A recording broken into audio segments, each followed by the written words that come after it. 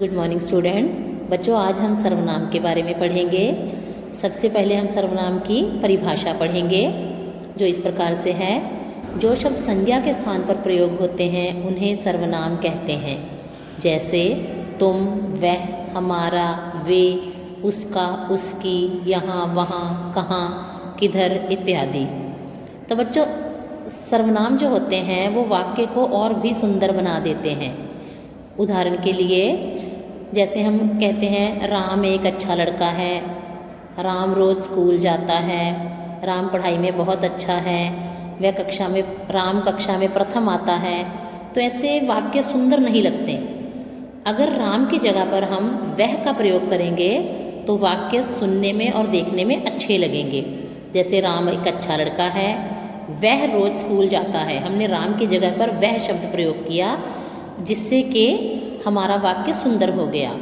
वह रोज़ स्कूल जाता है, वह पढ़ाई में अच्छा है, वह कक्षा में प्रथम आता है आदि। सर्वनाम मुख्य रूप से 5 प्रकार के होते हैं। पहला है व्यक्तिवाचक सर्वनाम, जिसे पुरुषवाचक सर्वनाम भी कहते हैं।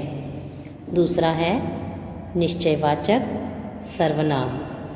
तीसरे नंबर पर आता है अनिश्चयवाचक सर्वनाम। इससे आगे चौथे नंबर पर आता है संबंधवाचक सर्वनाम।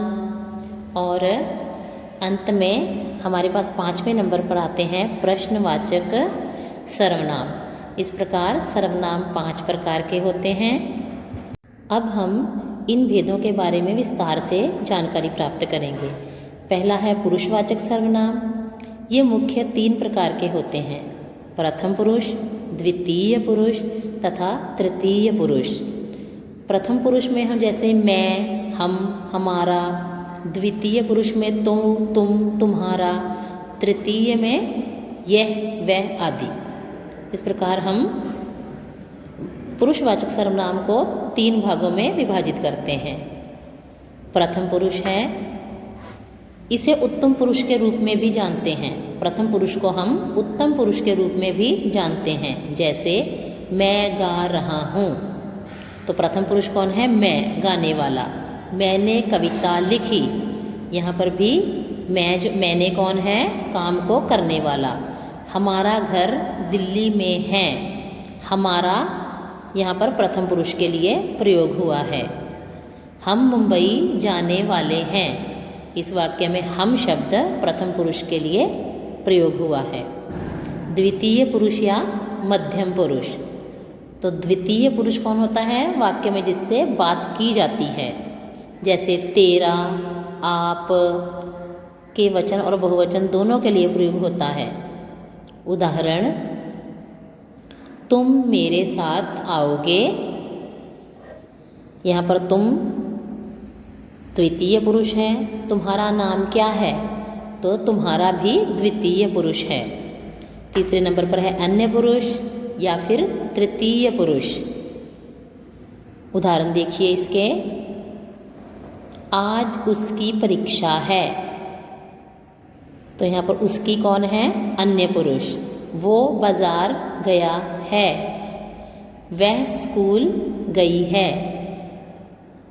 इन वाक्यों में उसकी, वो, वह अन्य पुरुष तथा तृतीय पुरुष हैं।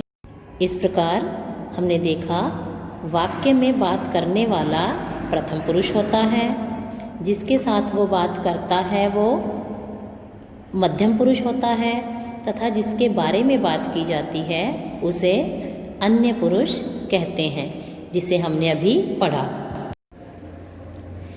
आगे है निश्चयवाचक सर्वनाम या फिर संकेतवाचक सर्वनाम। ये शब्द किसी की ओर इशारा करते प्रतीत होते हैं या निश्चितता को बताते हैं। जैसे यह, वह, वो, ये आदि। यहाँ पर यह, वो, ये शब्द जो हैं वो सर्वनाम हैं तथा ये किसी की ओर इशारा कर रहे हैं। इसके उदाहरण देखिए, वो उसका घर है, यह पुस्तक मेरी नहीं हैं, वे कल जाएंगे। इन वाक्यों में वो, यह, वे शब्द जो हैं किसी की ओर इशारा कर रहे हैं तथा ये निश्चयवाचक सर्वनाम हैं। ठीक है, तो निश्चयवाचक सर्वनाम क्या होते हैं? जो किसी की ओर इशारा करते हैं। आगे है अनिश्चयवाचक सर्वनाम। अनिश्चय, अनिश्चितता की बारे में ये बताते हैं हमें। अनिश्चयवाचक सर्वनाम किसी चीज़ की अनिश्चितता के बारे में बताते हैं। ठीक है, तो उसे हम कहते हैं अनिश्चयवाचक सर्वनाम।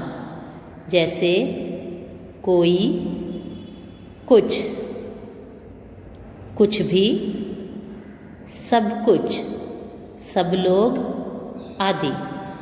यहाँ पर कोई, कुछ, सब आदि शब्द जो है वो अनिश्चितता की ओर संकेत कर रहे हैं तथा ये अनिश्चयवाचक सर्वनाम हैं।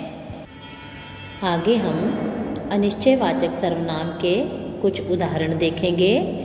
उदाहरण देखिए, कुछ भी चलेगा। सेकंड उदाहरण देखेंगे, कोई जा रहा है।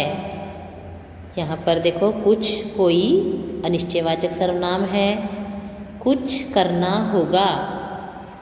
सब लोग आएंगे। तो इन वाक्यों में कुछ, कोई, सब ये अनिश्चयवाचक सर्वनाम है। इस प्रकार हम देखते हैं कि अनिश्चयवाचक सर्वनाम में निश्चित रूप से कुछ भी पता नहीं होता, उस हर चीज़ का अनुमान ही लगाया जाता है। जैसे हम पहले ही वाक्य में देखेंगे, कुछ भी चलेगा, अर्थात मांगने वाले को ये नहीं मालूम कि उसे क्या चाहिए, उसे जो भी मिल जाए सब ठीक ही। आगे हम संबंधवाचक सर्वनाम के बारे में पढ़ेंगे। ये शब्द दो लोगों, शब्दों या वस्तुओं के बीच संबंध बताते हैं, उन्हें जोड़ने का काम करते हैं। जैसे जो, जिसकी, जैसा आदि। इसके उदाहरण देखिए, उसके जैसा कोई नहीं, जो कल आएगा उसको देना। यहाँ पर संबंध जोड़ा गया है तथा ये संबंधवाचक सर्वनाम है।